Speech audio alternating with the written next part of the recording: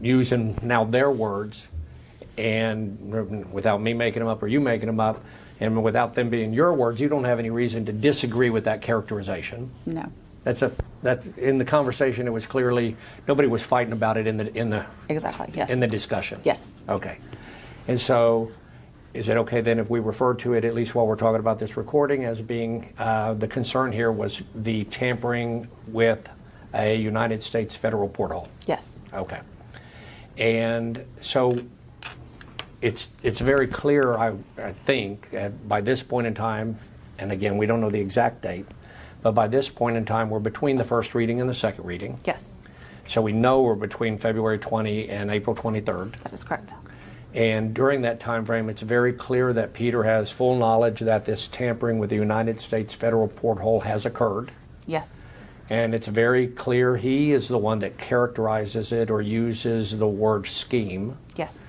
And he actually goes into an explanation about how, there was a need for an infrastructure component, so they made up this FEMA thing, and it was a scheme to basically get the money. Mm-hmm. That's all in there, right? Yes. And it was a scheme to get the money that was and by the scheme is the tampering with the United States federal porthole, right? Yes. To get $2 million, and correct? Yes.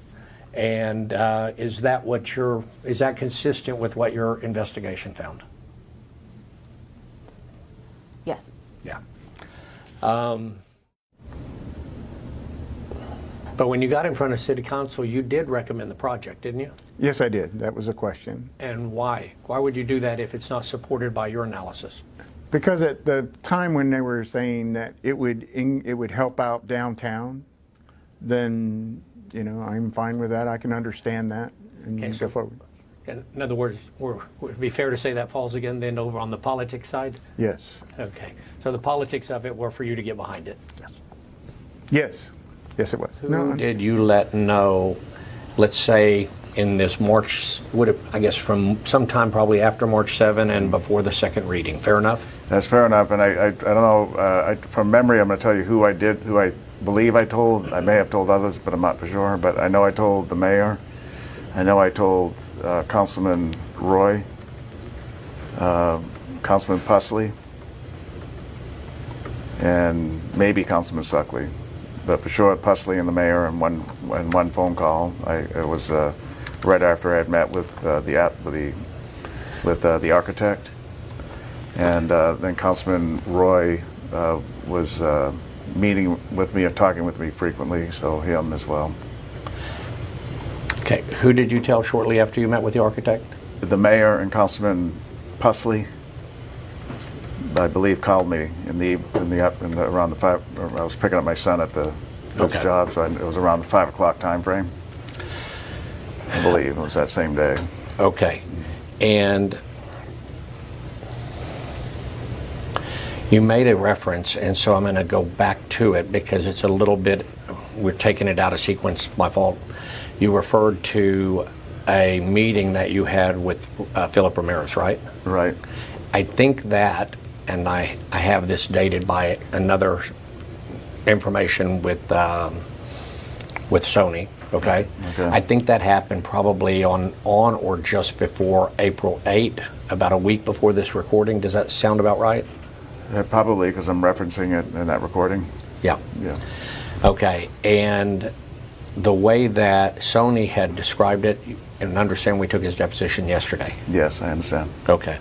He described it as, one of the words he agreed and recalled saying to my client shortly after the meeting was that Philip was stuttering. Do you remember that? I remember, yes. And also just his description, couldn't complete a sentence. Do you agree with that? I agree with that. And then you go on, you said that, however, because the council wanted this on the agenda for them to consider, it's on. And so my question to you is, when you are saying in that conversation with Ajit that the council wanted it on the agenda, who are you referring to? Yeah, I'm not for certain, but I know the mayor and I think Pusley were okay with the issue at hand of not having an explanation and wanted to proceed with having it on. Both of them, you had informed them that there had been this altering or tampering or forging of a federal document, but they were still willing to support it, right? Correct. And that's true for the mayor and true for, I don't want to throw them together, so I'm going to ask individual questions. So what you're telling me then is that the mayor had definitely been made aware that the altered federal document used at the time of the first reading to support the request for $2 million, that even though it had been a federally altered document, she was still, had indicated she's still okay with moving forward and approving it. Correct. And same thing for Mike Pusley. Correct. And if I heard you right earlier, it sounds like same thing for Roland Barrera because of what you explained earlier. Correct. Okay. Number 12 pulled. Item number 12 is an ordinance authorizing an agreement between the Corpus Christi B Corporation and Elevate for costs associated with FEMA flood zone requirements and exterior upgrades for Homewood Suites by Hilton at the corner of Chaparral Street. Who pulled this one? Councilman Hernandez. Your question or comment? Yes, question. And I'm familiar with this. I've had a couple of discussions about it. We're well aware of the disparity between what the EDC had recommended and what the Type B had done. My concern is not so much funding this from Type B, but maybe you can speak to the difference or the disparity between the EDC and Type B and why the choice was one was a recommendation of $1 million, one was $2 million. The Heather Hurlbert, Assistant City Manager. So the EDC came back with a recommendation of a little over $1 million, but after the developer spoke with the Type B board, they went ahead and went with the $2 million, which was the original request. Can you give some more detail besides that? Besides the fact that that's what the board went with. There was discussion on what the 1 million versus the 2 million would do. It was expressed by the developer that they really were holding with the $2 million request, and that they would need that to do the type of flood mitigation. Okay, what I'm asking is why did the EDC board decide to go with one recommendation versus why the Type B went with the other? Yeah, if I can, Councilman, Mike Cubbleson, who supports the city by a contractual arrangement at the EDC, he should really be presenting this. Mike, if you can come up, because we pay them on our behalf to represent any type of Type B to the EDC. So let's hear from Mike. There you go. Just as you walk in. You're EDC. So when we get, one of the things that we do is for the contract is we get projects in, we run applications on them, and we run the analysis. So when we ran the analysis, and that's how much incentive, overtime, and how much back. There is nothing in the guidelines, but kind of by tradition, the Type B looks for a 5-year payback and at least 12% ROI. And so that came out to the million. We presented it to our board. Our board went with the $2 million. They thought it was an important addition to downtown, and that's what they went with. But that's where our recommendation was as it came through. And then Type B, went with that, and with those that statement that they believed that it was important for downtown to move to that. And Councilman, do you mind, so I'm on the board, and I was actually one of the people that went against the initial recommendation, because usually we have kind of a standard, we don't have a rule, but we have a standard of being at 10% of total investment, right? That's what we come up to, and at that time, we were going up to 15 to 20%. And that would have been more money that we've given any other property downtown anywhere by percentage. So the suggestion was, for me, was no, but come up to the 10% marker. Okay, I had asked Alyssa this morning as to what the total investment is when you add in the TERS funding. I believe it was 1.4 million. and then this additional 2 million, and what it would be for the whole project. And she told me it would be 12% total. So, but, you know, I guess what I'm concerned about here is that, and honestly, I don't have a problem with investing the funding, because I think it's an important thing.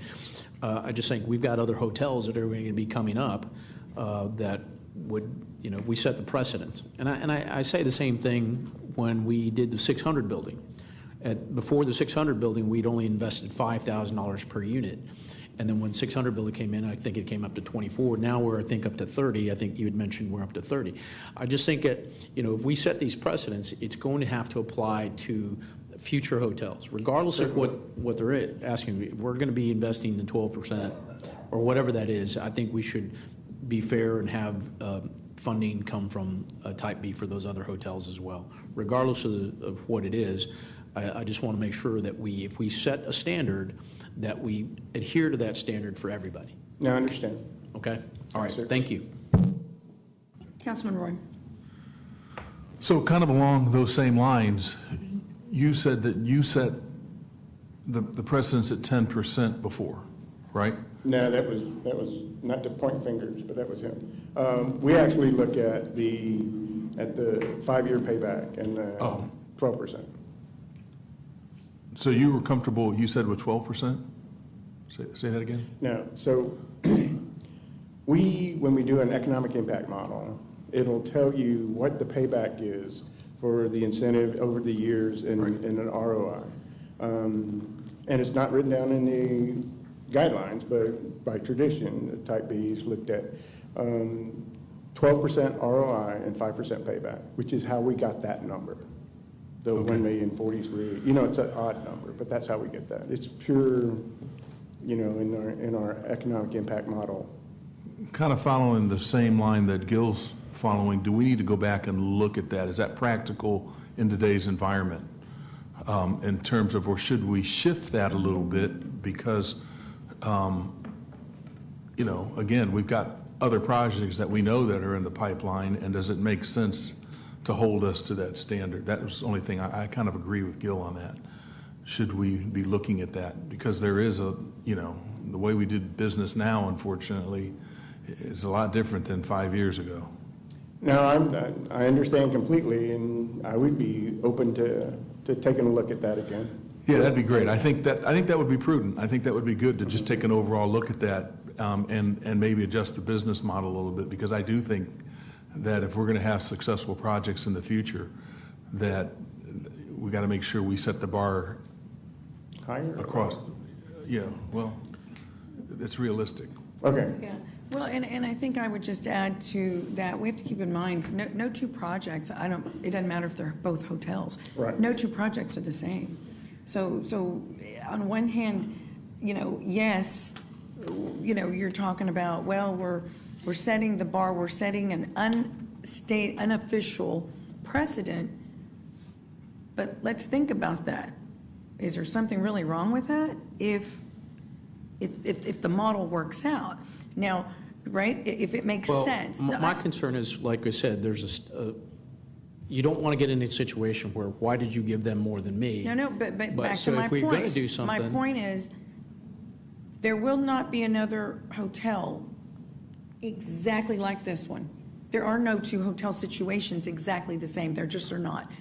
They're just not, unless the same builder. You're So correct. I'm not saying that the circumstances will be the same. What I'm saying is that Right. we don't have a standard I understand. for a cap on what we would invest in a total project. I understand. So whatever the circumstances would be, we should vote as a body to have a standard and a cap Right. as to how much we would invest, so we don't come across these things, I but we're understand. consistently setting new And standards. I think, you know, equally important is, let's look at each project, because each project is different. And each project is something you really have to consider. And sometimes you do have to consider, well, yeah, maybe we traditionally do it this way, but this is a great thing, we have to move something forward. So I think my point is all points of views here are very valid, but I think we do have to balance them out with each project. But yes, there has to be some sort of, not cap, but You have to have, we should have a standard, whether it's driven by the EDC or something, to where we have a standard that we follow, that we can get to a point. He made very calculated, what is it, 12% and 5% ROI, something like that, right? So whatever that is, I don't mind what it is. Let's make that position and then vote on it as a standard, so they have clarity as to what they do, and there's no one-offs like we're doing now. So it's just something to look at and carefully with wording. Yes, ma'am. Councilman, did somebody have a question over here? No? I had a question. Councilman Hunter. Are you done, Kevin? And just for clarification, the initial dollar amount that we approved was just over $1 million. Correct. The board, or the EDC board. Right.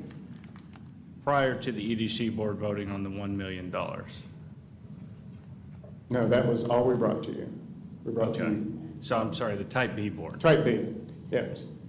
So we have, right now, it's 3.5 million total, is that correct? Yes, 3.4? 3.4, 3.4, okay. yes, sir. And initially, it was, what? 1.5? Originally? Yeah. Yeah, so we were gonna add like 1.9 to it, okay. Thank you. Yes, sir. Okay, I'm going to go ahead and entertain a motion. Oh, we have one. Oh, I'm sorry, Councilman Pesley.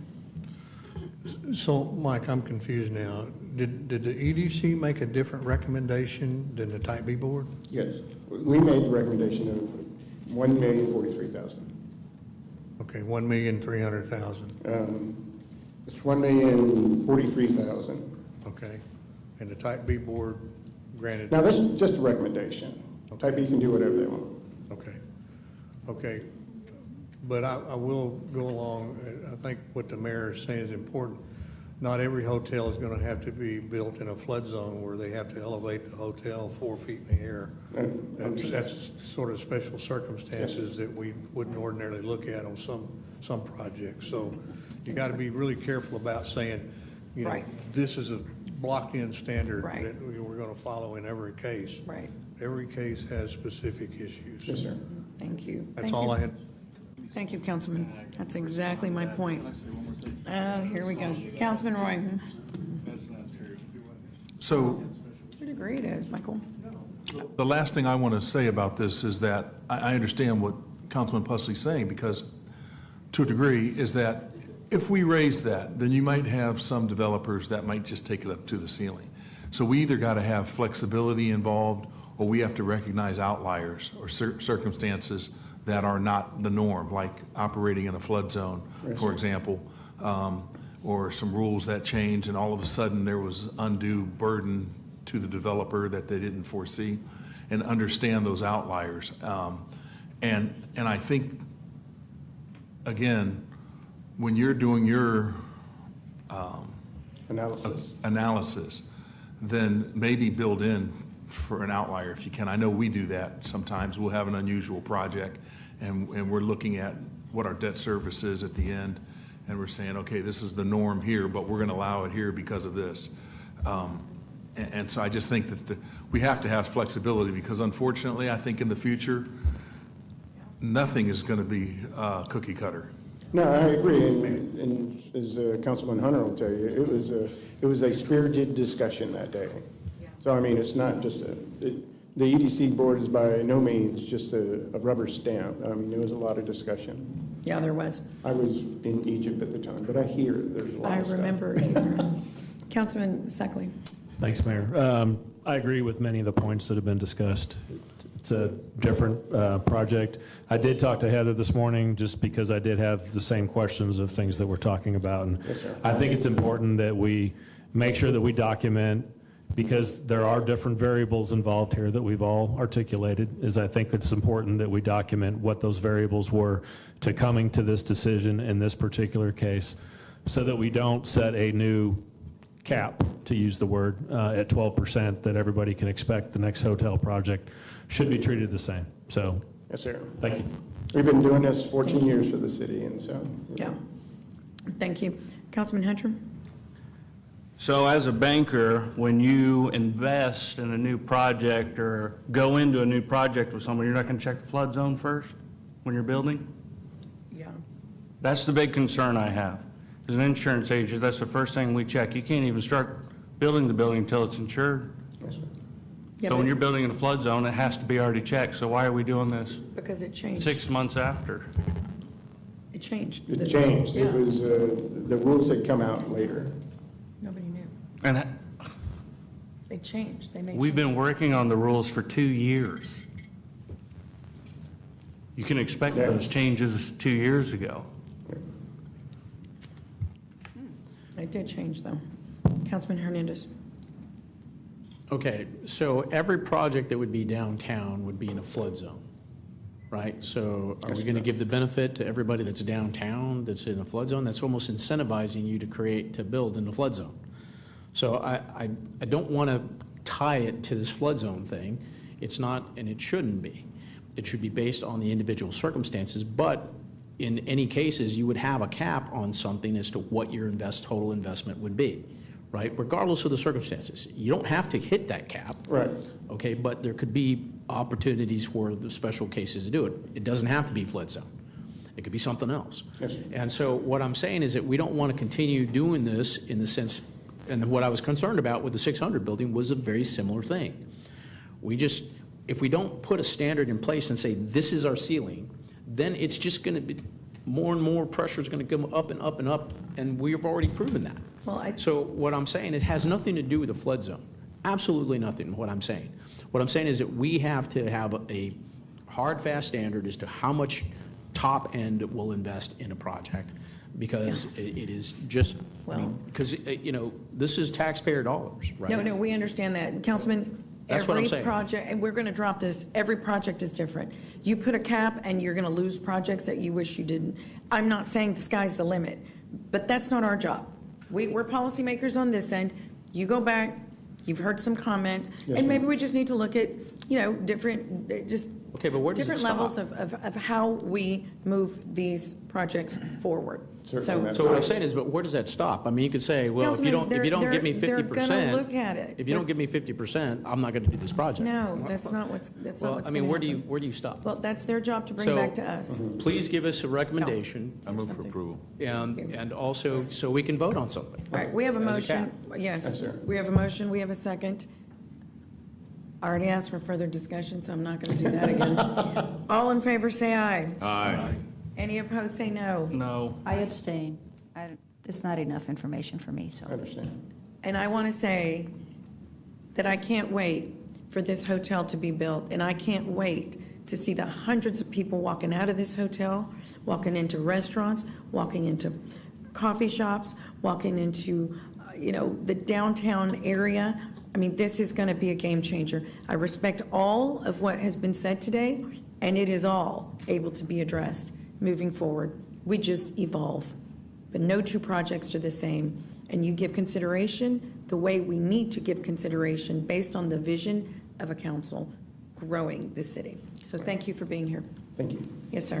Who Our seconded last- the motion, Mayor? I'm so sorry. Who seconded? Seconded. You may. Oh, thank you so much. Okay. The last item pulled was item number 4. Mayor, City Council, City Manager, City Staff, Chief Wade, Chief Markle, members of the media, those present in person, and the many residents who are watching today's council meeting online. Good afternoon to you all. Today, I'm here primarily in support of the skate park that they just talked about, but also on behalf of many residents of this community, deeply concerned about a potential $2 million handout to a project in the guise of an incentive. On February 20th of this year, city staff presented to council a memo summarizing a $2 million grant from the Economic Development Fund for costs associated with FEMA AE flood zone requirements for a project that was fully committed and well under construction. You all have a copy of that memorandum. What followed was a PowerPoint presentation by the EDC chief summarizing the breakdown of the $2 million. That's up on the screen. $489,000 for certain upgrades, $1,510,087.50 for FEMA AE flood zone requirements that the applicant claimed was just updated by FEMA. A couple of council members questioned and flagged the timing of the FEMA updates as being a couple of years old or in the making.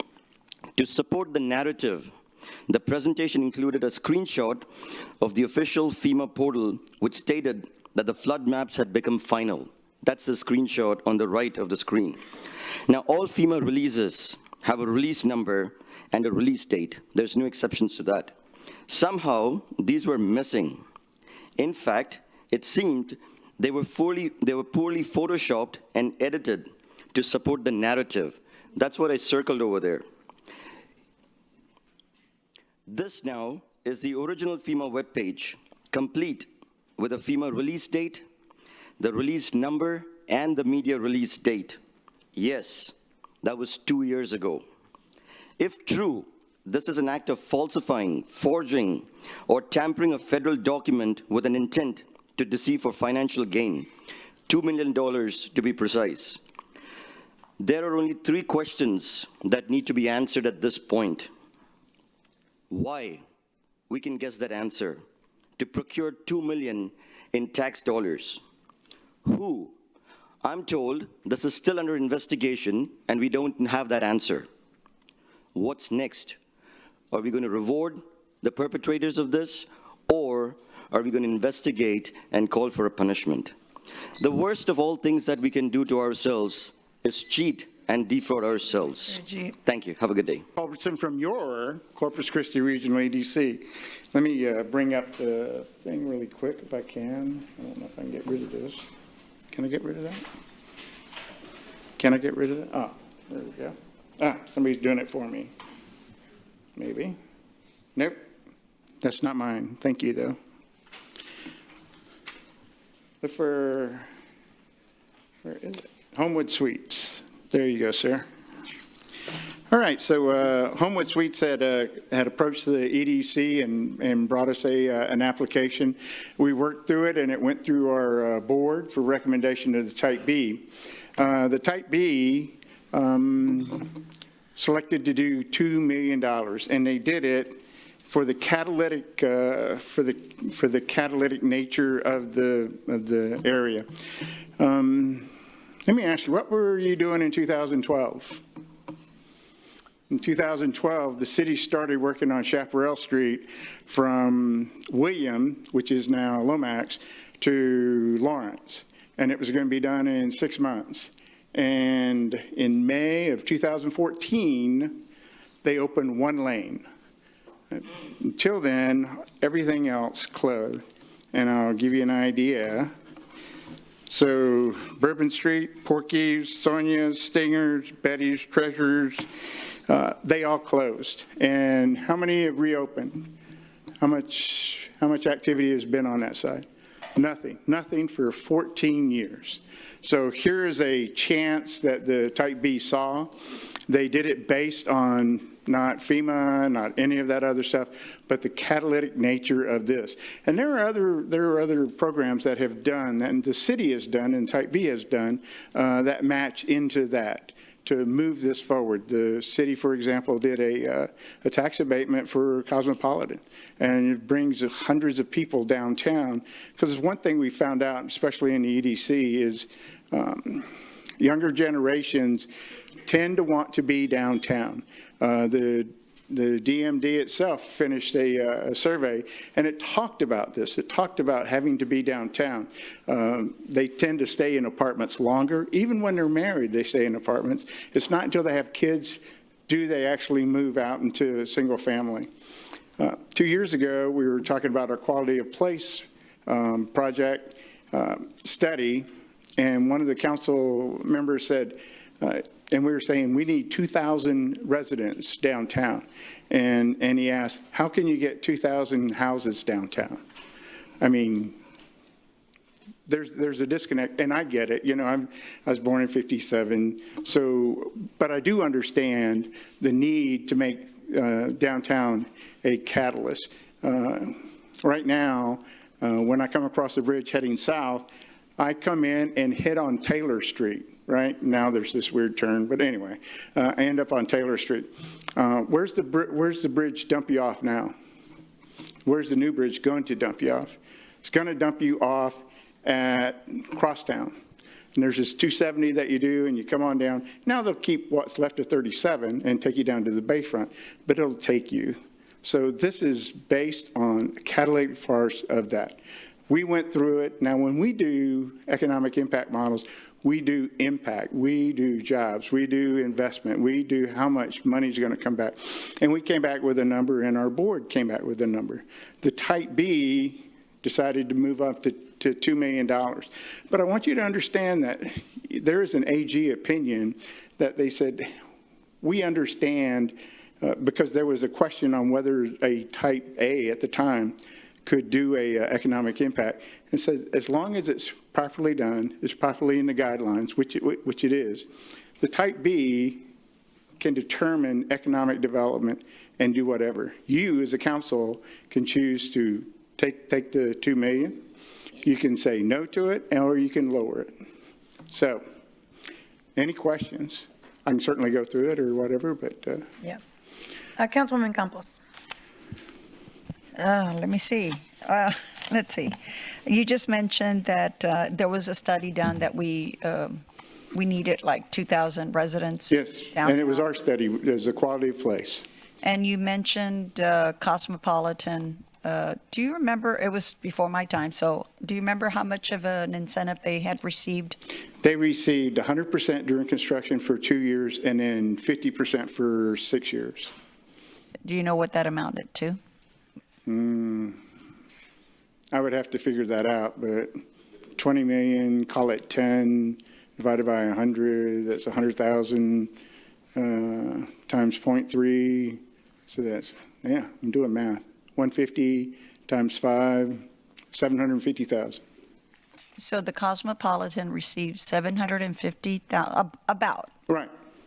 And the project itself was how many millions? I think it's 24, 27. I'd have to look at that, but. So 750,000. Right now, we've been considering almost 3 million, right, on this project? Yes. 3 million for a 30, I think the last amount that I heard was 38 million for the project. So I don't understand why we would be needing to give more money for a project that has already started. Like, why? Well, first off, they didn't start before, they got their application in before they started construction. And secondly, getting downtown is difficult. Take a look at how much stuff has been downtown. Nothing has really gone up without the Best Western, got incentives. The Cosmopolitan, it's difficult to do. And if you want to do this, if you want downtown to be a center, then you're going to have to do it. You need to decide, the 9 of you right now, are we going to make this a center? If not, vote no. Let's move on with life. I think we all agree that we want to incentivize. All right. We do. Call it to a vote. I think we all agree, right, that we want downtown to thrive. Yes.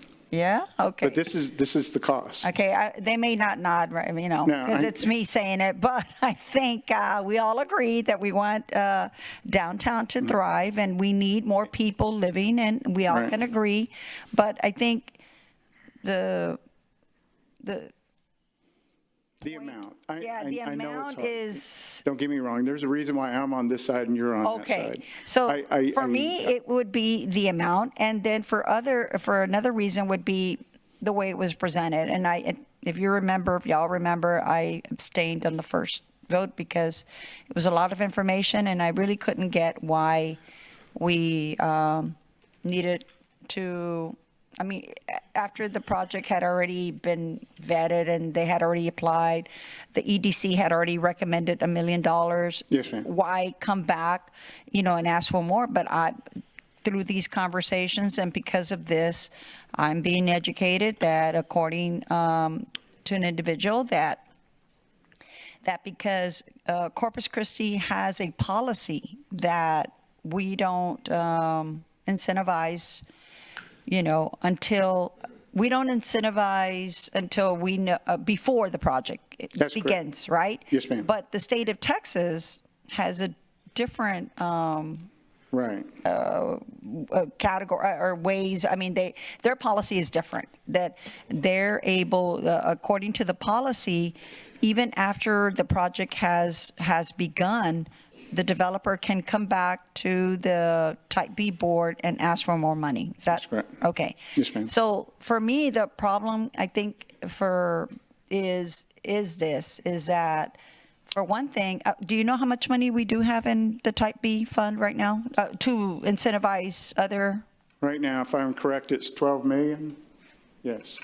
12 million available. So 12 million that we have right now that Right. we could incentivize others Yes. to invest in downtown and it has to be downtown or it can be It anywhere? can, as long as the project is in the guidelines, they can certainly do it. And I've met with people and I've told them that Okay. you can do that. So I was having this conversation with this individual, and I was saying, I don't think a lot of people know that. I mean, it's like the guys or the people that are professional developers know that they can go after this money, but your mom and pop business owners may not, and it's kind of They do. okay. Well, I'm not in the business. I'm a Understand. community, activist, and so that's not my wheelhouse. I'm just saying the ordinary person that that I hang out with.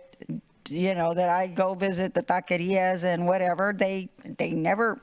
We don't have these kinds of conversations, but I'm grateful that in a way, that this happened because this would be an opportunity to inform the public that there's actually $12 million that we could help others and incentivize and, help to get more businesses going.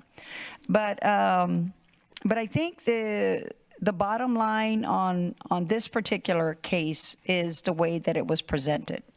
And No, I understand that, and, Yeah. we take responsibility for that.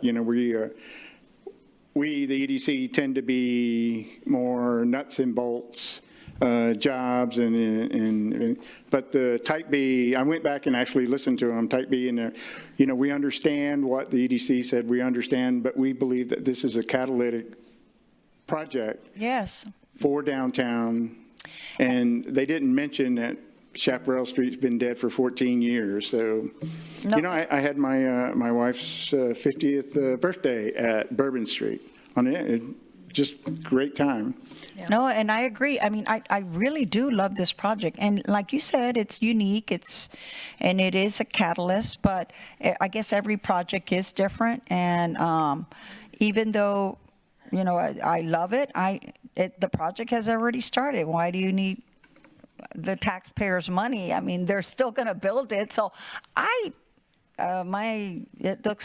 don't think I'll be supporting this, but not because it's not a good project. I think, I think it's going to be something great for the downtown. And we all hope so, yes, Yeah, ma'am. for Corpus. But the way that it was presented for me, put some red flags because, of course, I think everybody saw the news that, that there's some shenanigans that happened of what was presented to the city, what was presented to us, and what was on the application. I think that still needs to be investigated, and that's one thing that I think we need to clarify. Peter, did we find out about the application? Was it altered? Was it, manipulated? What did happen? I think the city deserves an answer. Right, so we're working with the applicant on that, Councilwoman. We requested information from the applicant. They requested clarification from the city. And so we're in the process of working with them to get that information. We feel confident we'll get it. So that's the response on that. Okay, and Councilwoman, just for clarity, the Downtown Management District, they do a very good job. They do make absolute certain that the businesses that come in are aware of the incentive program, which entail these funds. Right, well, this is just wanna- specifically for downtown, but what I'm trying to tell the community is that there is type B Right. money, yeah, so it's not Well, just. right, but, right. Okay. It's, Okay. right, they do the same. I will tell you just wanna make that, sure you know. that the EDC, Mike Culberson believes that the application was fine, the guidelines it was within the guidelines, it's properly vetted by our board, it's properly vetted by the Type B board, and now it's to you. Okay. But what we were presented, I understand, and it was really pushing toward the FEMA, and the reason why Yeah. that is, and it's my fault, is that, when we look at it, we look at infrastructure. So, we did infrastructure for the soccer field. We did infrastructure for Lighthouse Point. These are the things that we did, and that's why we pushed the agenda memo that way. But really, the Type B said in their quote that this is a catalytic project, and that's why they went with $2 million. yeah, and But I am comfortable with it. I like the project, it's just how it was presented, and because the project had already started, I don't think they need any more money from Well, the taxpayers. had we finished in January, you would say, okay, we're fine, right? But we didn't. Thank So- you. I'm afraid to turn off my mic, because then I won't get another chance, but I think I have one more. I hate to say it. No, I We've got to appreciate move your on. comments. Okay. Yeah, Councilman Hernandez. Okay, thank you, Mike, and I appreciate the time and being in front to take the arrows here. I want to make sure that this timeline, because there's a very long agenda memo that talked about Right. all the issues that came about. And, unfortunately, via various reasons, the presentations and the information didn't always match up with what was actually happening. Okay? Okay, so just to go through the timeline, the request was made, it went before the EDC. EDC board members took a look at it, said, okay, we can't give you funding on this level, but we're going to do a calculation, a formula based on their economic development, and you could probably describe exactly how that formula. Right, we use a RIMS 2 model, Okay. which is from the Bureau of Labor Statistics. And Okay, and your valuation that you came up was $1,043,000 and some change, right? Right. And we do that based on the amount of investment and the number of jobs and how much those jobs get paid. Okay. And that is essentially what the taxes that the city will increase by over a 10-year period. Okay, and just to be specific, $1,043,433. Yes. Right? Based on the economic impact. That's correct. Okay, that recommendation went to Type B. Correct. Type B said, okay, we're not going to use that recommendation, and decided to go with an amount of $2 million, which was the original request Right. of $2 million. And they gave some caveats to saying that it was not for flooding, and there was some structure around it, that they have to have a certain amount of employment through the first few years, and then extend it by 10 more employees from 55 to 65 over a 5-year period. That's correct.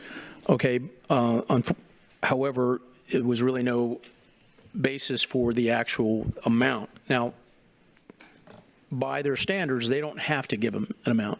That's correct.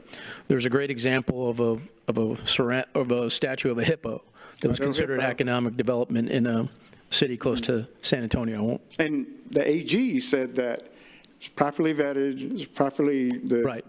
and it is not to the Attorney General's, it's not up to him to determine what is economic development. Okay, so I was just for clarification, I was just saying the Type B does not have to go with the REDC's That's correct. recommendation. It's just two separate things. Right. Now, because okay, thank you, Mike, and I appreciate the time and being in front to take the arrows here. I want to make sure that this timeline, because there's a very long agenda memo that talked about Right. all the issues that came about. And, unfortunately, via various reasons, the presentations and the information didn't always match up with what was actually happening.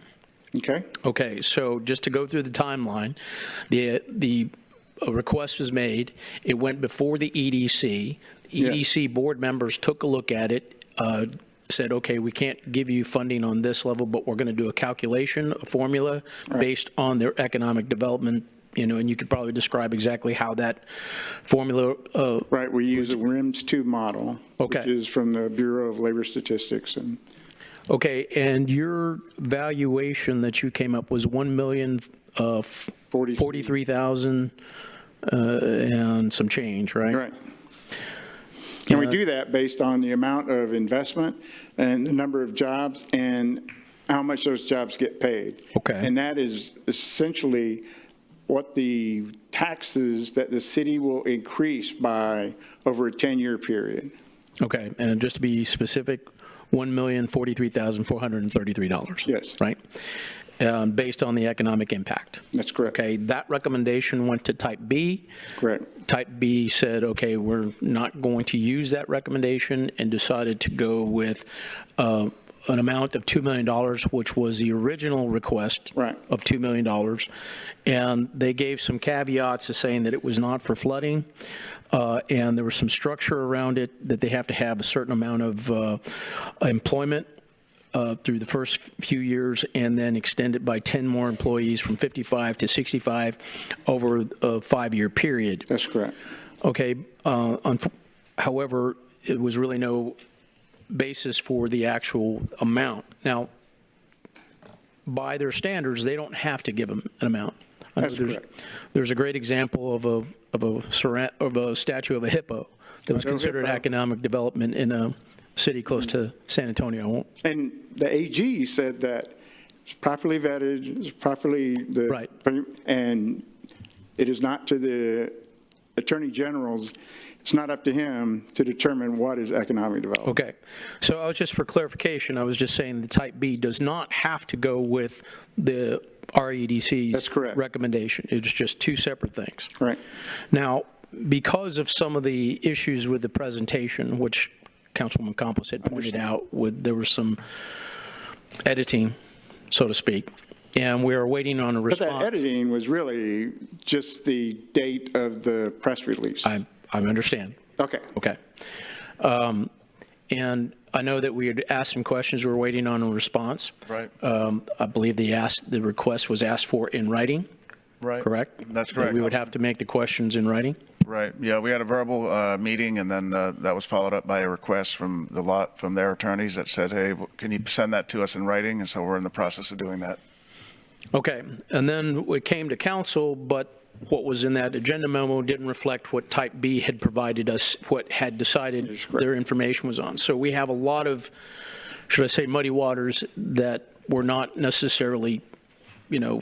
And we certainly could have done a better job on that. I don't want to dismiss that as I get it. And so, and I'm on the backside. Didn't quite track it all the way from the EDC to Type B, but didn't get it until the first reading towards us. So now I have to come back and kind of unbundle it and try and get the exact what it is. Okay, but I guess the biggest challenge here is the Type B had recommended us a dollar amount without really saying why. They don't have to, but they didn't really say why. But in light of the issues that we have, I think I will be making a motion to send it back to Type B for clarification on the amount and why they chose that amount, just simply because of the environment that this has created, this muddy water that has been created by this. So after all the comments are done, I will be making that motion. Thank you, Mayor. I'll wait till after public comment, Mayor. Yeah. Councilman Pusley. Yeah, I don't understand Councilman Hernandez's comment, because in the contract that Type B Corporation signed, that I have a copy of here, it specifically spells out what their expectations are for this project. And it says that the company will invest at least $28 million for the construction of the project, at least 120 rooms, 7,000 square feet of retail space, an indoor and outdoor dining space. The project must include high-end features, including metal framing and rooftop bar, and entertainment spaces such as the anticipated Topgolf digital amenities on the 5th floor.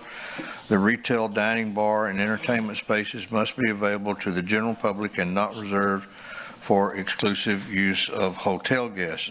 Then it also goes on to talk about owner before September 30th, 2025, company must certify the creation of at least 55 new full-time jobs. And I think that's important, Mike. You said a while ago that your calculations are based on how much ad valorem tax money this is going to add to the pot, but it doesn't talk about what adding jobs is going to do for the city of Corpus Christi. We do add that in. But more to your point, we're going to be knocking on the door and we're going to be checking those, checking to see that they invested that much. Yeah, so they're not getting a $2 million check tomorrow if we approve this. They have to each year for the next 5 years prove up through inspections that they've done. They have to create these jobs. The company shall, over the term of this agreement, create 65 full-time jobs no later than September 30th, 2027, with an average salary of right at $31,000 a year as described in the schedule below. Those are nice paying jobs for our city. The company must retain all jobs created in accordance with this agreement for the full term of the agreement. So if they don't do that, they don't get the full amount of the money. Right. And each year with the inspection, they have to have reached at least 70% of those goals, or they're not even considered for reimbursement. That's correct.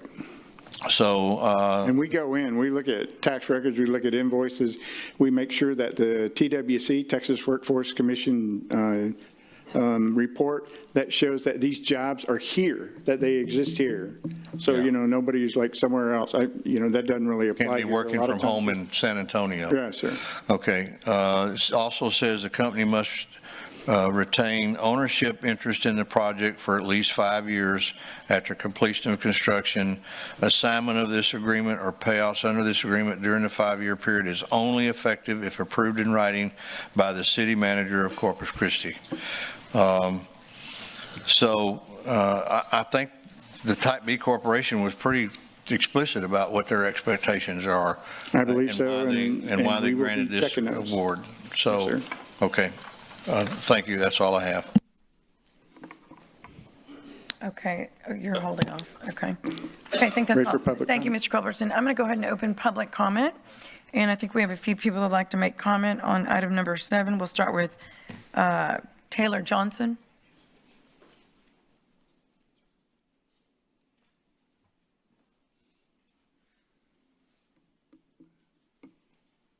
And I had a slide. Yes, ma'am.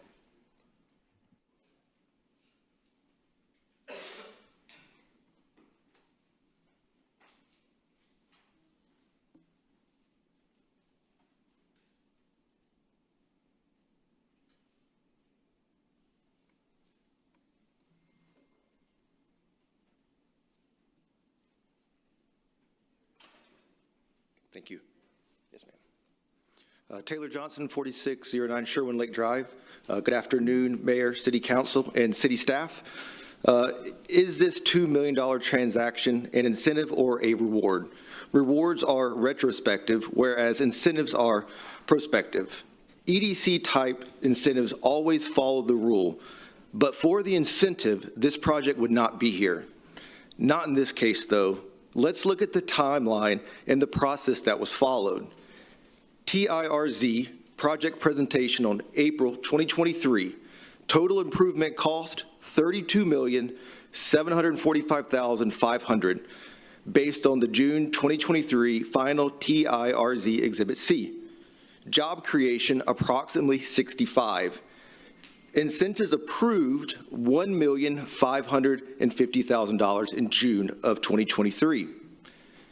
Next, we have the revised EDC application on November 2023. Total improvement cost $30 million based on the January 30th, 2024 City Agenda Memorandum. Job creation 70. again from the January 30th, 2024 City Agenda Memorandum. CCREDC incentive proposed $1,043,433. Then Type B incentive proposed $2 million for 55 to 65 jobs, double the incentive for less job count. The question City Council, staff, EDC Type B ought to ask: first, if the incentive is not granted, what will the project look like? 5 floors, 127 guest rooms, rooftop bar, retail space, and 55 to 60 jobs at a $30,000 average salary. Second, if the city were to grant the incentive of $2 million, what would the project look like? The answer is still 5 floors, 127 rooms, rooftop bar, retail space, and 50 to 60 jobs at a $30,000 salary average. So final question, what is the city getting back for $2 million? The answer, absolutely nothing. The property is well under construction and already on the second floor of 5. So based on this definition, is this really an incentive? Thank you for your time. Thank you, Mr. Johnson. Zachary Bornstein?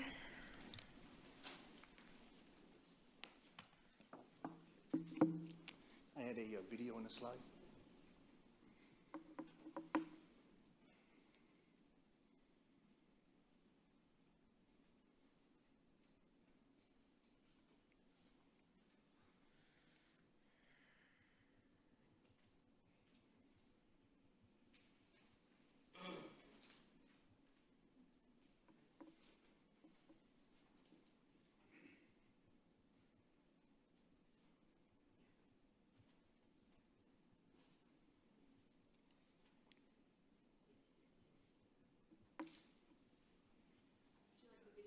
Video first. Yeah. Thank you. Zachary Bornstein, 401 North Chaparral. Yeah. Thank you. Councilman Hedger? So as a banker, when you invest in a new project or go into a new project with someone, you're not going to check the flood zone first when you're building? Yeah. That's the big concern I have. As an insurance agent, that's the first thing we check. You can't even start building the building until it's insured. Yeah, So when you're building in the flood zone, it has to be already checked. So why are we doing this because it changed. 6 months after? It changed. 2, Yeah. 3, The rules had come out later. Nobody knew. 4, They changed. They made. 5. We've been working on the rules for 2 years. You can expect those changes 2 years ago. Silence from the EDC chief. They did change them. 7. Councilman Hernandez? Okay, so every project that would be downtown would be in a flood zone, right? So are we going to give the benefit to everybody that's downtown, that's it? Am I going to change or they're going to change? She's changing it. This exchange was on February 20th, 2024, while this slide was being discussed in support of the FEMA narrative. Interruption of a fellow council member who rightfully raised very serious concerns about a potential $2 million handout, 7 times in 45 seconds in support of a false narrative. Pending an already ongoing investigation, this footage and the entire background will now be part of a supplement to Texas State Complaint SC 323-10292 filed with the State Commission. Can I play the video again, please?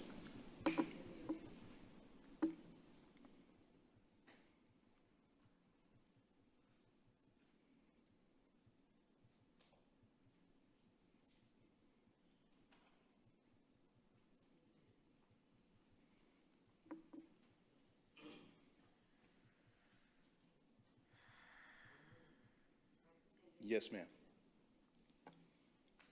Thank you.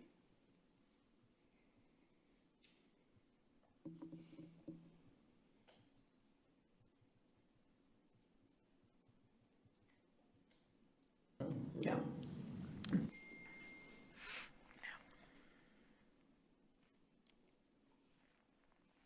Thank you. Councilman Hedger? So as a banker, when you invest in a new project or go into a new project with someone, you're not going to check the flood zone first when you're building? Yeah.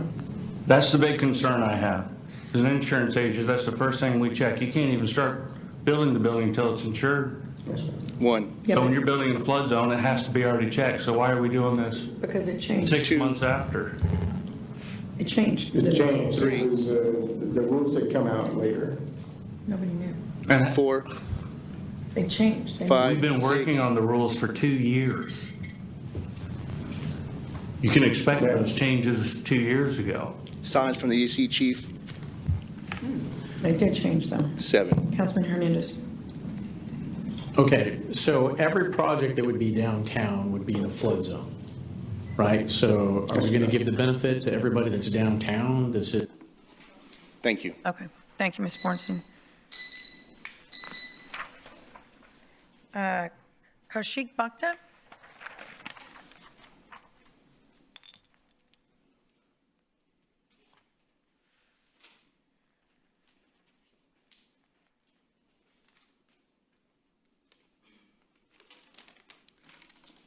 Kaushik Bhakta, residing at 6145 St. Denis Street, District 5. Good afternoon, Mayor Guajardo, esteemed members of City Council, and City Manager Zanoni. As President of Operations at ZJZ Hospitality, today I'm here to advocate for the approval of the $2 million incentive allocated to the downtown hotel project. This proposed establishment, featuring a rooftop bar, Topgolf suites, and retail space upon completion, promises a much-needed addition to the revitalization of our downtown area. It is poised to become a catalyst for future development, transforming our downtown into a vibrant hub that has been long overdue for the past 3 decades. I urge you to disregard the unwarranted noise generated by a select group attempting to imply fraud. These claims are merely a tactic employed by our competitors to distract from the facts and delay the City Council's decision. 3 News did an investigative story on this yesterday evening and posted this on their Facebook post. 3 News can confirm the date that was left out of the document was just the date of the news release. The document still had the most important date, the date when the new FEMA maps would take effect. Again, I urge the City Council to support and approve this proposed incentive, recognizing the significant potential it holds to foster historical growth within our enchanting downtown. May this decision serve as a resounding testament to the Council's unwavering commitment to advancing the progress and development of our beloved city. By endorsing this incentive, the Council will not only propel economic expansion, but also affirm its dedication to enhancing the vibrancy and allure of our community. Together, let us seize this opportunity to shape a future that aligns with aspiration and vision for development in downtown as shared by citizens. Corpus Christi Type B Board clearly stated that this has nothing to do with FEMA, but it is due to a capstone project in the downtown area to spur other developments when this project was recommended for the $2 million incentive. Thank you for your time and consideration. Thank you, Mr. Bhakta. Ajit David?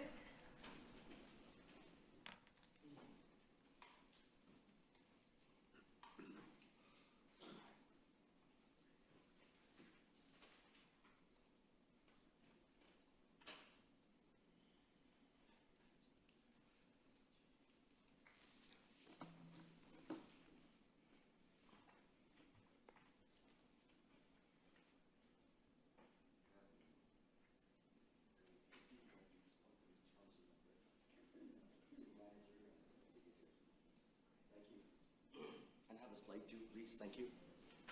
Thanks.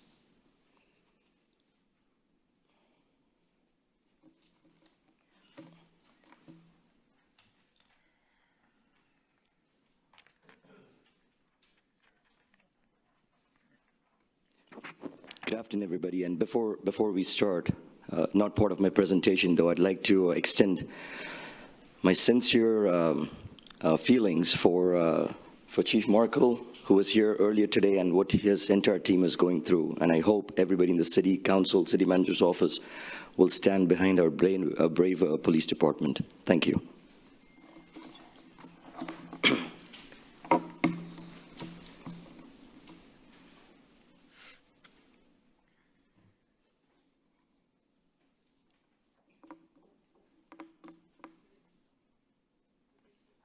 Yes, thank you. Does everybody have a copy? Okay, thank you. Ajit David, 5821 Ocean Drive. Mayor, City Council, City Manager, federal and state agents, if any in the audience, political consultants, and everybody in attendance, including members of the media. I think I covered everybody in this room. Good afternoon. In last week's council meeting, I had raised some very serious concerns regarding a federal document that seemed tampered, altered, or edited from its original source. The only response I received, I'm quoting, that document went from one Xerox machine to another, causing some very specific information to disappear. This is the original document that you have on the screen. Let me show you how it's done. This is the original document that is on FEMA website today. This was the only presentation that EDC had in front of council on February 20th. You see the red circle over there? That's where the missing information was. This is how it's done. You just Photoshop it. It's that simple. There is no use of a Xerox machine over here. This is just called electronically altering a federal document. We all know something very serious occurred, prompting the city to investigate and admit much later that they had made a mistake. It is extremely difficult to convince one that the city manager, EDC chief, city council, at least 6 of 9, etc., all made a mistake. In fact, I'm told that the applicant is not just an architect, but also a past chair of the EDC. It cannot be a mere coincidence that everyone was part of this error. In fact, city staff still cannot recommend an approval to council. Take a close look at the first city staff recommendation, which read, that is the first one on February 20th. It says, staff recommends approval. In fact, this was before all the issues had been highlighted. Today's staff recommendation reads, that's the next one, it says, staff recommends City Council to consider this agreement. In other words, staff is saying, we cannot approve this, so we're washing our hands and we'll let City Council decide amongst themselves. With more important issues like desal, infrastructure, sales tax allocation, etc. at stake, the city needs to rebuild trust with the community. Before council decides to even consider a vote, I'm requesting that you ask city manager, EDC, Type B, and the applicant only one question, not behind closed doors, but in front of this audience and in public. You all have a copy of that question. Did any part of the application to procure $2 million in tax dollars contain a federal document that was tampered, altered, or edited from its original source? Regardless if that document was ever used to make a final decision, we don't worry about what the final decision was. Just ask that question. If that answer even remotely leans towards a yes, stop the show immediately and disqualify the application. That will save the city a lot of embarrassment and disgrace once results of a higher level investigation are out. Thank you. Thank you, Mr. David. Thanks. Melody Nixon Bryce?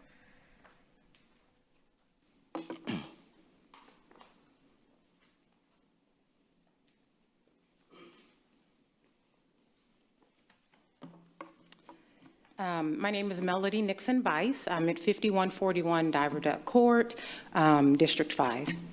Good afternoon, Mayor, City Council members, City Manager, and staff.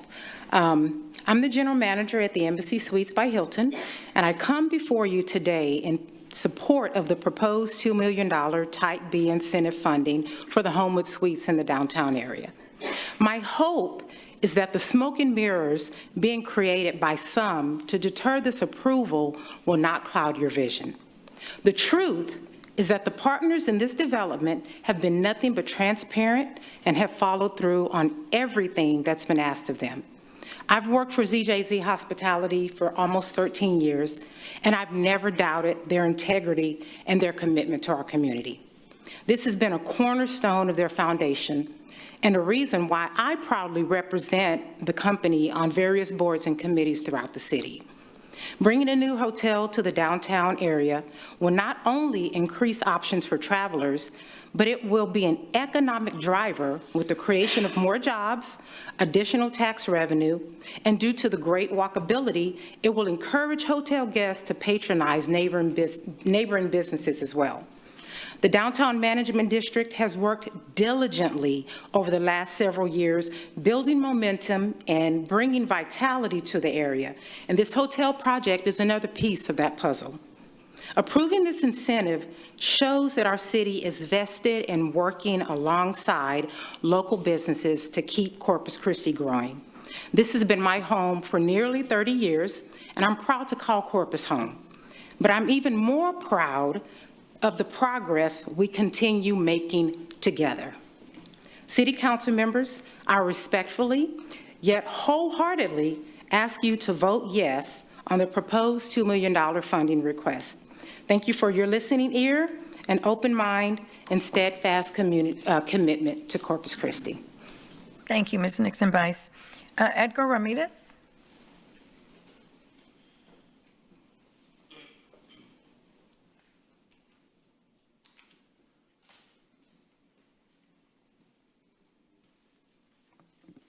Edgar Ramirez, 7170 Winbrook Lane. I won't take up too much of your time. I think most of what I had to say has already been said. Councilwoman Campos and Councilman Hernandez, Mr. David kind of had the same questions that I had, and I hope that you all take the time to consider those questions before you take your vote.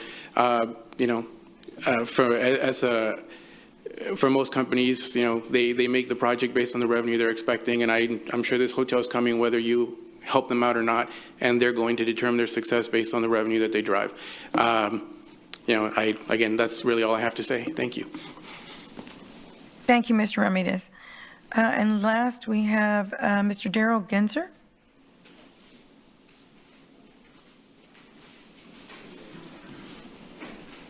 Mayor, and to confirm, Mr. Denzer is not a resident. That's what he listed on his this form. Thank you. You get a minute, sir. Mayor, council members, Daryl Genzer, 221 Commerce Street in Portland. I'm not a resident of Corpus, but I am an investor and business partner in different businesses here in the Corpus Christi area. I'm just going to echo the sentiments of some others that have come before me. I think with the questions that you have in front of you, in particular some that haven't been answered yet, even though they've been requested, I find it would be difficult for the council to take action, considering all of the questions that are here. Again, like Mr. Johnson said, what's really an incentive? This project is underway. You're going to get it regardless if you give them $2 million or not.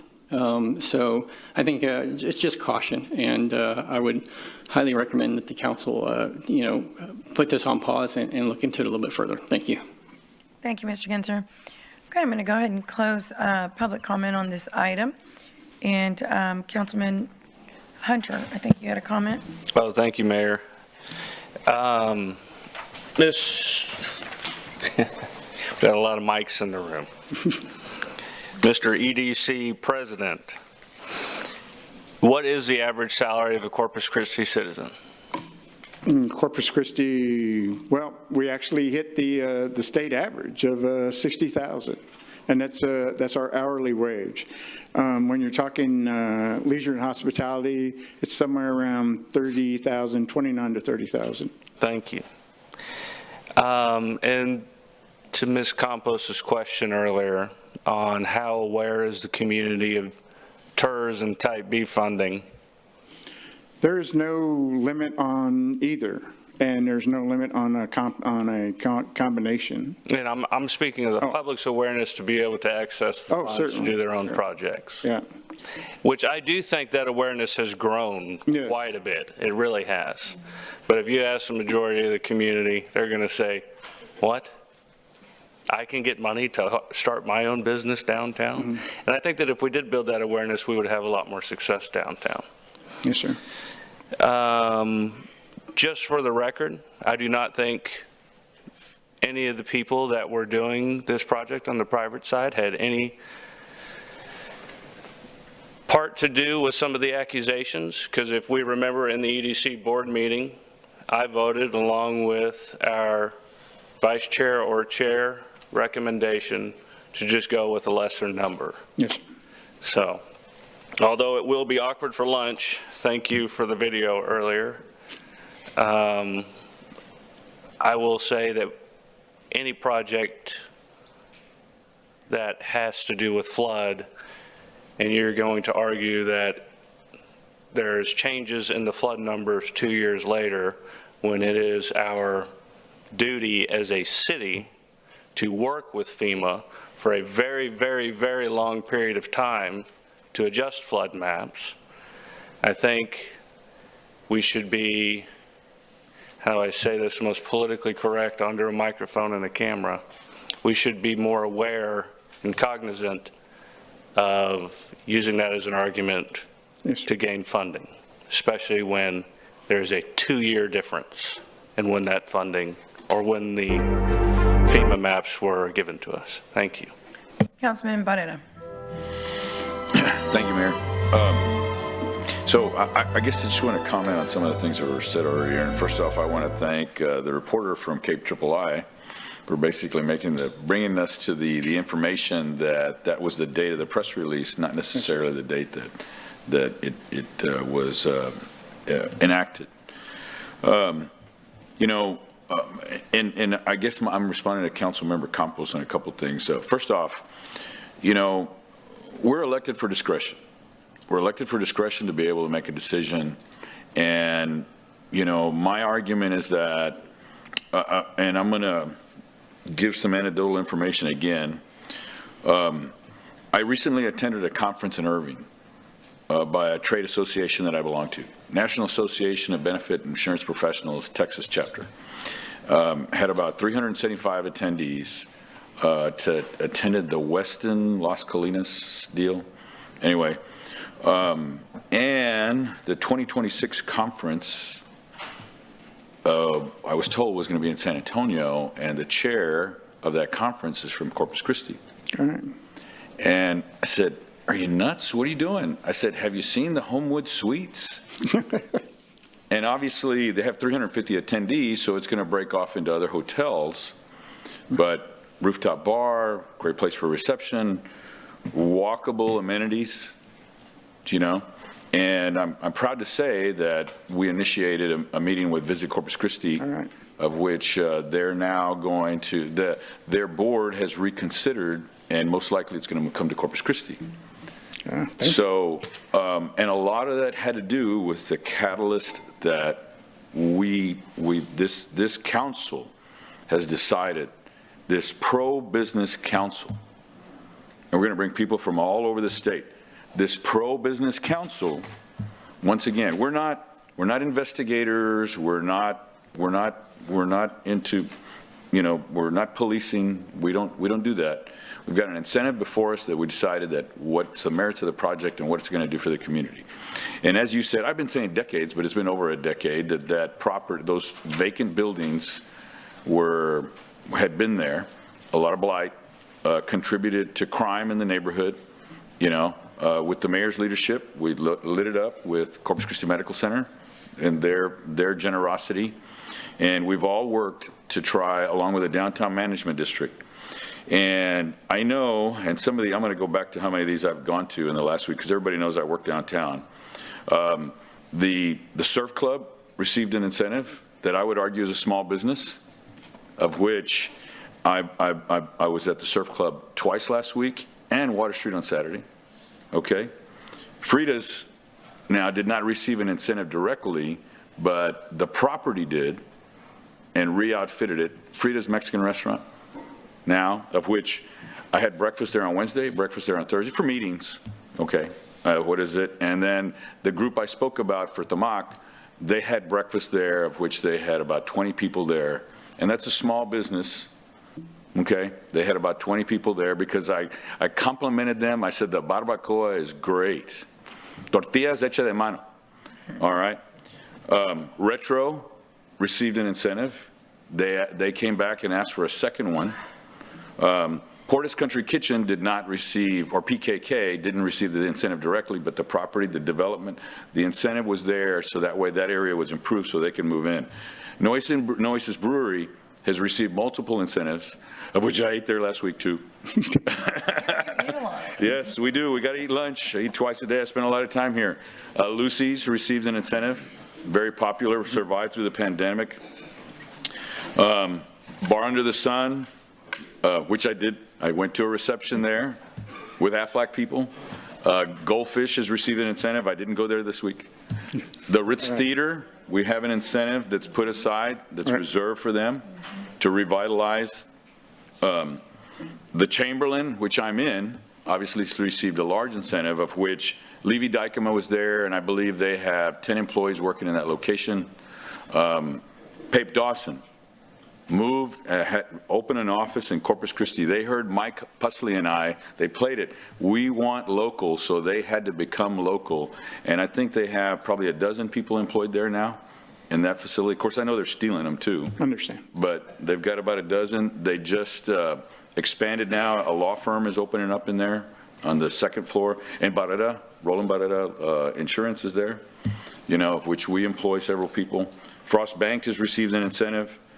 The Residence Inn has received an incentive, of which they've got a great location. Holiday Inn Express, along with, what's the name, other component to that? Everybody remember? Yes, exactly. They've received an incentive, of which, well, they will be. We've appropriated. So this council is a pro-business council.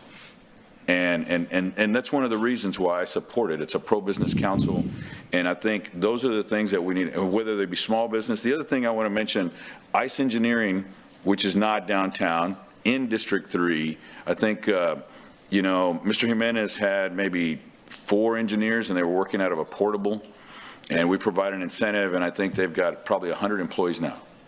You know, Govin was years ago. He was one of the first ones to receive one. So that's what I'm saying. This is a pro-business project. It's a catalyst, and that's why I'm voting for it. Thank you. Thank you, Councilman. Councilman Pusley.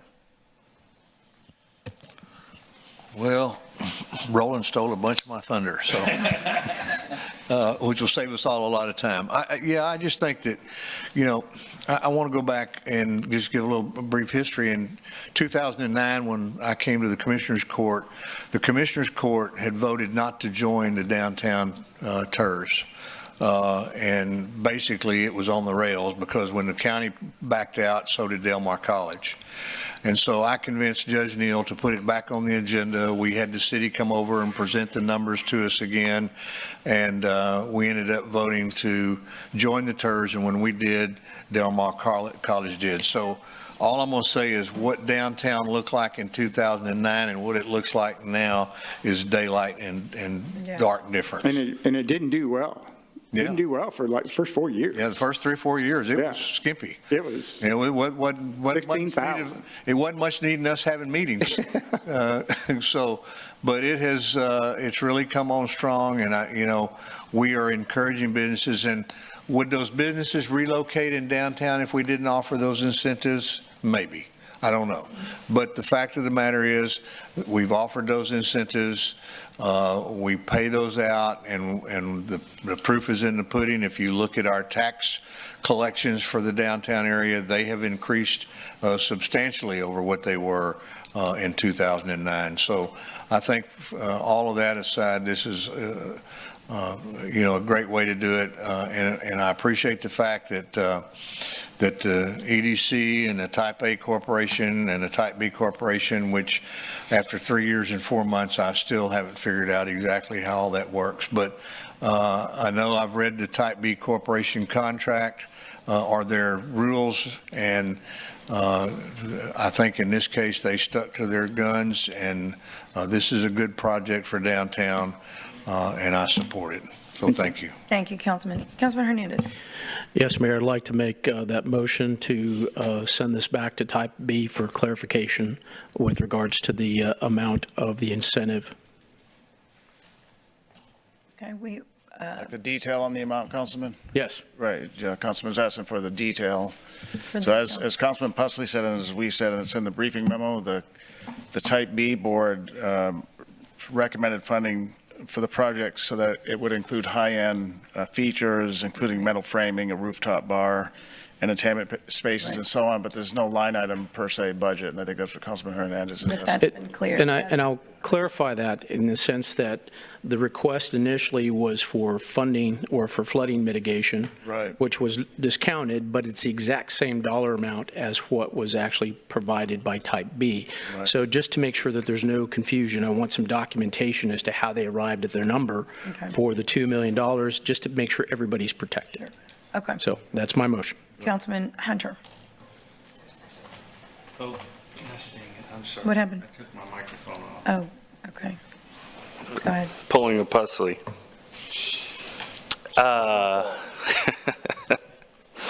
Let him go. Mr. Zanoni, are y'all not recommending that we approve this today? We're recommending that Postponing it? a motion that Councilman Hernandez is a decent one. We don't have all the information to make a recommendation. We're still working with the applicant on getting their response. We asked them, they sent us back a letter. We'll be sending them a letter. So if we had to, that's why we're saying let's discuss the merits of it here at the city council meeting. If we, I mean, you've had 4 weeks to investigate this. right, no, we're still working with I didn't write the memo, but Yeah. the EDC recommends approval. Okay. I'm not here just to, Yeah, well, we voted on that months ago. yes, sir. As an EDC board member, I was there. Yes, sir. I think Okay. that Did you have something else? I can't second that because we don't know who gave us a presentation, or I have not been told who gave us a presentation. I have not been told how the presentation made it to our agenda.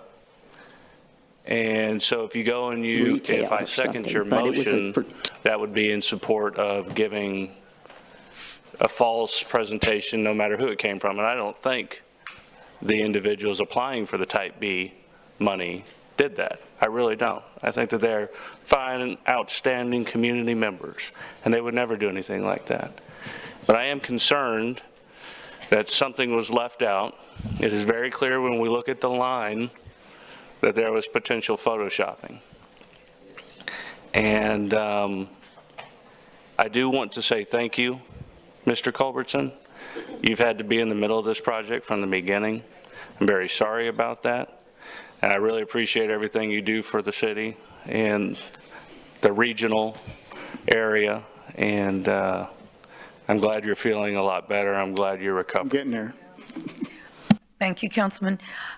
Councilman Roy, and then I'd like to call up Leah Olivari. You want to call her up first? Go ahead, yeah. Mrs. Olivari, would you please come up? And Leah Olivari is the chair of the Type AB board. So I think we can get some clarity that some councilmen are looking for right here. She represents the board that approved the funding for this project, why they approved it, how they approved it. Thank you. Maybe I should start by referring to an email that I wrote on March the 1st to Ms. Holbrook. And that was the day, I believe, after y'all heard the presentation. And that email basically said, I'm not sure what happened, but the caption that apparently the council considered and even the subsequent information transmitted to them did not seem to adequately reflect what the action of the Type B Corporation was. If you go back and look at the video on December 11th, it's very clear what that board, after 2 meetings, 2 closed sessions, first one where we went and asked questions, got answers, came back, got that information, some of which was kind of confidential information, in closed session. We considered the action in open session. We discussed it at length, and the decision was that what interested us was not anything to do with FEMA or Freeboard or any of that. In fact, we said, a number of us said, we don't want to get in that business. It's an endless pit. And so what I think I speak for the other members of the board, that what intrigued us, what excited us was the retail component, and specifically the street level access to that retail. The fact that we were taking a greenfield site and we were developing some retail and also street accessible restaurant space. That's a component, if you've been downtown, that I think we thought was missing in that area. At no time, by the way, did anyone come to our board with any concerns or issues. But I will say that I've been involved in the FEMA thing. It really did not resonate at all with our board. Now, to the extent that you want to open space onto the street, it does create different requirements than if you just put up a wall. I mean, windstorm, all kinds of things have to go in order to make that street accessible, and that includes the flood and freeboard requirements that are now in effect. So that was the basis of our decision, and I think we learned some lessons in talking with the staff and the EDC and some of the council members. I mean, we learned that perhaps it would be important that we see what is going to council before it actually goes to council. As an example, as chair, I am required by state law to sign that agreement. And yet I might not even see the final agreement until after y'all, which is fine, you can change the agreement, but at least see the draft of what might be presented to y'all. So I think working with Mr. Zanoni and his staff, we're gonna make some improvements there. I agree with you, Councilmember Campos. I think we could do a better job of advertising, and there's a lot of confusion over the different types of money. It's like a toolbox. We've got TERS, we've got type B, we've got even a little bit of type A left, and the more that we could bring all that communication together for businesses to know what is available, I think would be very, very helpful. On that note, though, I want to say that we have worked hard with Del Mar and Small Business Development Center. As you know, you approved the contracts. We have tried to do a lot of help, if you will, for smaller businesses. We talk about what areas we could expand into with the remaining funds. You know, I think there's some opportunities here, but what we saw in this was an area that certainly we've all talked about needs redevelopment. It's an opportunity zone. We also spent some money over on North Beach. That's not to say that we would go anywhere in town and incentivize a particular situation that I think the board found attractive. I'd be happy to answer any questions. I mean, I hate to speak for my fellow board members, but I think we're in agreement on this.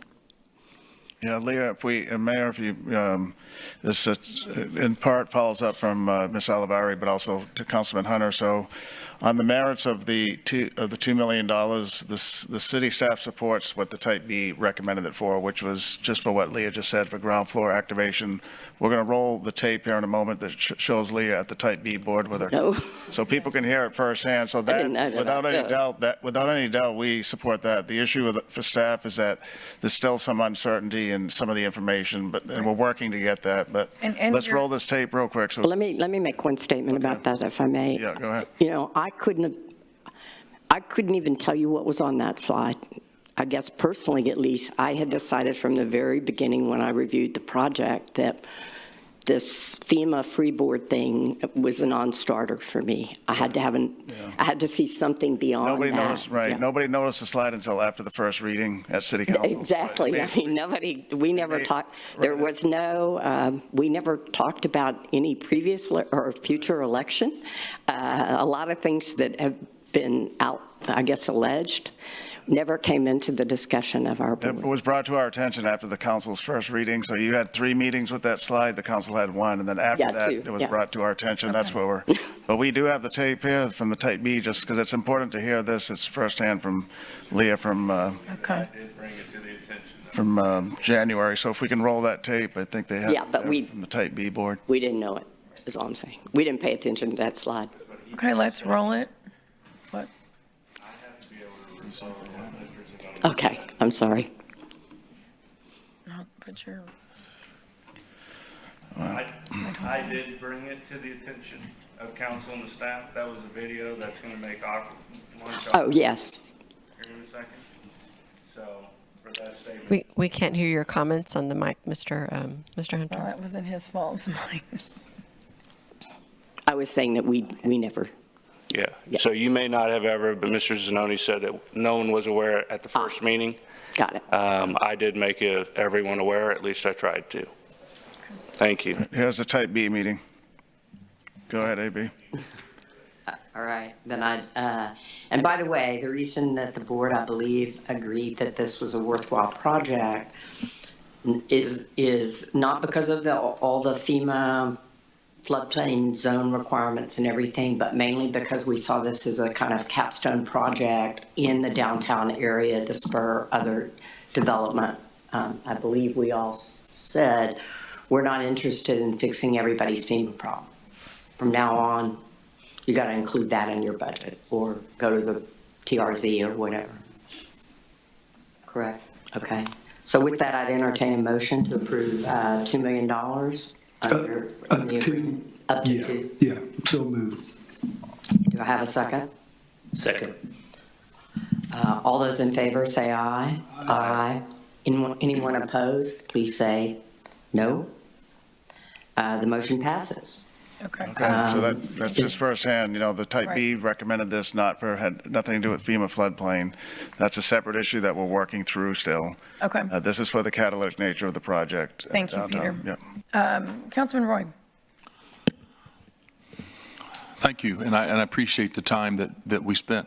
You know, this is unfortunate. I've sat here and I've listened to most of my council members and public comment that we're here at where we're at right now. And I have had one-on-one conversations with the city manager. I've had conversations with my fellow council members. I've even talked to Mike about this situation. And I appreciate the fact that you came in front of council and explained this. However, and this is kind of where, when I listened to Councilmember Hernandez and the city manager, I mean, this is my district, so I am very pro-business. I don't have a problem with this project. You know, I think it's going to be a great addition to downtown. I agree that downtown is an important place. And that the headway that we've made and the job that the DMD has done, and everybody that has helped facilitate and make our downtown area and any part of Corpus Christi, I'm a champion for. But I sat there, and Mike, when this first happened, and we were trying to understand what's going on with, why did we get this information? See, here's the problem. This city council, we can only make decisions based on the information that we hear, okay? And we got a presentation from you, and Heather came in part of that presentation, and she presented information that really shouldn't have been presented. And when I sat down with you and I sat down with the city manager, I said, you know, we got to tell the story because, first of all, the people are sitting out here trying to understand what is all the conflict about. We shouldn't even be here right now if what would have happened should have happened in terms of the Type B board makes a recommendation, as you just heard. But no one updated their presentation. And I need to, one thing I need to have you understand, or the people that are listening, is that a presentation and an application are two different things. First of all, I mean, there are. I mean, if you take a look at the presentation that was given to us, and there are things that are their maps, there's other things. Part of it's brevity because you just don't go through and take pictures of the entire map or the survey of the property. So for us to determine was something left out that had material bearing, that's what I think the city manager is working on. But the bottom line is that the presentation should have been updated to reflect what the Type B board basically recommended. And that's what we should have heard, and we didn't. And we talked about it in a meeting, is how do we prevent this from happening in the future? It's unfortunate that it did happen because it's taken time up of everybody's time, and there's allegations there that really may or may not have been there. But what bothers me even more is that you come back up here a second time and you basically go through the nickel and dime presentation that you're going to give without explaining how we're going to get there in the first place. And I made it very clear that I wanted to hear that because the people need to hear it. And we're sitting here in this dilemma. So I actually feel that the appropriate thing to do should have been to take that first vote, because we made a, if this was somebody's life and we were the judges up here and we took the information that was given to us and we condemned that individual based on that information, the only way we could make it right is to, once we found information, is to act on it. Well, as a council, we found out we got the wrong information. We didn't get the whole story, right? We didn't get the right story. So in my opinion, we should have immediately, instead of wasting, we did waste 4 weeks, we should have basically eradicated that first decision, had the appropriate presentation given based on what the Type B board voted on, and we go on down the road. I don't think anybody's really opposed to the project, but I cannot sit there and allow a decision to be made based on incorrect information. I understand, sir, and it is our fault. We should have brought that up and taken a look at Type B and changed our presentation, and we did not. And so this is where we're coming back through to talk about, go ahead. Anytime you put the toothpaste back in the tube, it's messy. I understand. And this is messy. And so here we are right now, and I would like to make a motion that, and I know it's time. First of all, they're in the middle of building. Right. I don't think they're going to stop. But I want to make sure that we get it right so that the public understands that we get it right. But my recommendation is let the city manager finish with his investigation. But I'd like to see a presentation. And one of the things I was thinking about, and I asked Lee, I said, you know what, maybe the Type B board needs to give that presentation. They're the ones that make the decision. The information that you gave wasn't even binding. Your information is just your opinion. I think it's worthy of $1,040,000, right? But their decision is basically binding based on that board. So I thought, you know what, maybe the Type B board should give that presentation. That way it's coming right from the people that voted. And we get accurate information, because it's a shame that city staff didn't give us the accurate information and we didn't get the accurate information from you. We cannot do the job that we are supposed to do if we don't get accurate information. Understand. Thank you. Yes, sir.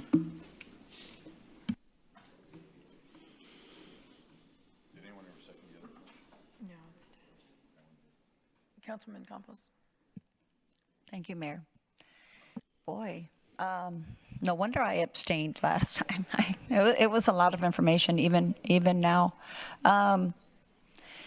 I know Councilman Hernandez is looking for a second, and I mean, I basically know how I'm going to vote, but I will give the city manager time to investigate and give that response. So I will support your second.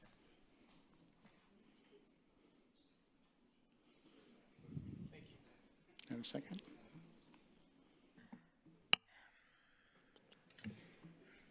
Councilman Hernandez. I don't need to say anything anymore. Okay, Councilman Suckley. Thanks, Mayor. Just a lot's already been said, and Councilman Hernandez at the beginning said there was a lot to unbundle here, and there sure is. Unfortunately, we've been put in this position, to Councilman Roy's point, really because of this. Really, staff put us in this position. We didn't have good information in the first place. So it's unfortunate, but to Councilman Barrera's point too, is, you know, we're pro-business, and the FEMA document, although there is the concern over the FEMA document, it's really immaterial to why the decision was made in the first place by Type B, as supported by Leah. So anyways, that's all I have. Thanks. Councilman Barrera. Here, just real quick. Hey, Peter, who gave you the information about the allegation? Who brought that? Where'd you get that? Who brought that to your attention? Yeah, that would be the hoteliers from RGB. What's his name? Ajit David. I'm sorry. I don't have a microphone for you, sir. I just want to read it into the record. Yeah, Ajit David brought that to our attention. Okay, I'm just curious. I just wanted to make sure. There's no innuendo. Right, it was brought to our attention after the first read of the city council meeting, as I mentioned. I'm sorry, I didn't hear what you said, but I don't need to hear it. No. I'm just saying I don't need to hear it. Mr. David, we can't speak. You're not at the podium, and we're fine. Thank you. Okay, that's something I wanted to clarify. And then once again, I said that there's a process if there's an allegation or whatever to follow. So, and I know Councilman Pusley, I see that you're in line to speak, but I wanted to move for approval. But everybody's motion has failed, so. He has a motion and a second. Do we have? No, he didn't have a second. Yeah, I thought, no, he made a motion after that because yours had. Yours failed, and then he didn't make a motion. Okay, he said he would. Okay, all right, well then. Second. I second. And this was, and then we were just discussing. Yeah, there's a motion and a second. To do what?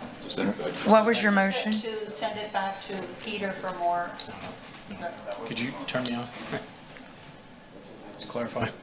Councilman Hernandez. My motion was to send it back to Type B for clarification on the amount that was approved of the $2 million, because it was similar to what was originally asked for with the flooding information. This would also give us, because of the concern of, the editing of the document of the FEMA page, it'll give us time to fully vet that from the city management. Plus, it'll also give us information from Type B as to clarify how they got to the $2 million. So, I think, yeah, I think the chairman clarified that. Yeah. The chairperson. No, she didn't clarify as to. She clarified as to the reason why they chose to support the project. She didn't clarify as to how they got to that particular number of $2 million, which was the original request. Now, I mentioned that they don't have to. They don't have to, okay, and that's okay. But we're asking for that information in light of all the information that has been brought up. And this is, in a lot of ways, I'm looking at this is to protect us as an organization, as a city, so we don't have any lingering thoughts of malfeasance. But Councilman, there's and I'm sorry, I know it's just, here's the whole thing. I mean, there were comments, there's been comments made about a walking quorum with regard to an MOU of which there was a process that was followed. There was a lot of innuendo that was made. There was a process that was followed. That person filed a complaint with the Ethics Commission, and therefore those individuals were vindicated by a process. It's not something that MOU failed because of the fact of the lack of support of the council, and not because of the fact that we felt that there was any wrongdoing. Anybody can make allegations about anything. I mean, and if Rachel Caballero made allegations and Peter listened to it all the time, then we wouldn't get anything done. I mean, I think that right now that's not before us as to whether to decide. And I'm sorry to be calling her out. It just came to my head. I'm sorry. But, there's times that we have to make a decision of what we're going to act. There's a cost associated with waiting. There's a cost to the community for waiting because of the opportunities of the synergy that all these restaurants and all this opportunity that they're going to lose because now all of this walkable, it's not just, and then the revenue that those individuals will lose if that gets held up. The idea that is speculative, the fact that they're going to do it anyway, is speculative. It's speculative, because if we turn this down, well then, there's no rooftop bar and perhaps, there may be no retail. You know, I'm speaking as a business person, despite your smirks, as an individual that is invested in this community, invested in employees, as an individual that makes payroll at times where they, and I'd say as an independent business owner, there's sometimes my employees make more money than me, Sylvia. I have employees that made more money than me because of my commitment as a small business owner and to the risk. But I'm sorry, I've taken Mike's lead there, it got to me. But my thing there, in addition to the ad valorem that we will lose by kicking this off and continuing to wait, I just see no purpose in waiting. All the questions have been asked and answered, and anybody can make a decision. I just feel that it's important that for all the reasons that we've been told to wait, is that we've had a competitor that basically brings forth allegations, which that's fine. He can. And there's a process for him to follow. I think it has nothing to do with us. If there's any, if there's any ill doing, there's a process for that. It's not for us. I'm not a police officer. I'm not an FBI investigator, and I'm not somebody that makes that decision. And I think it's wrong for any of us to make that decision. Thank you. I'll get off my box. I've spoken twice. Thank you, Councilman. Councilman Pusley. Yeah, I just want to say, I just don't know what this is going to do to change what we're going to end up doing here in a few weeks anyway. I mean, Ms. Oliveira is here to answer questions about what their justification was or what their decision was about the fact that they gave the $2 million. And Ms. Campos, I'm going to tell you, I don't interrupt you when you're talking. And if you continue to do that to me, then I'm going to make it a point to interrupt you every time you talk. Yeah, you are. Yes, you are. Yeah, you are. So next time you talk, I'm going to make sure I do. Stop. Okay. So, Mayor, I'm putting you on notice the next time she's talking, what I'm going to do. Okay. So, Ms. Oliveira, I go back to my point. She can answer any questions that we have, I think, associated with why they picked this number. And as we said from the beginning, and as Michael has said, Mike Culberson has said, they don't have to have a reason. They can. The ask was for $2 million, right? That's correct. And they asked that based on whatever their decisions were associated with that, and the Type B corporation said yes. That's correct. So the fact that has already been decided. Right. I mean, they've already decided what this. So, and Peter, I want to say, as I said a while ago, you've had 4 weeks to come back to us with answers on this. And I put part of the blame on you and your department for dragging its feet on, you had a request letter from the applicant, which y'all chose not to act on for whatever reason. And so part of this is your staff's fault, your and your staff's fault why we're in this position. Thank you, Councilman. We have a motion, we have a second. And Reversing my second, I'm not second. okay, Ms. Campos. That's what I was trying to tell our secretary.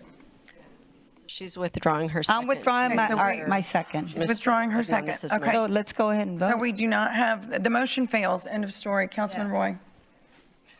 Seeing that motion failed, I'd like to go ahead and make a motion to vote. Okay, a motion to approve. Do we have a second? Okay, and this is as presented, right? As presented, yes. As presented. Please submit your vote.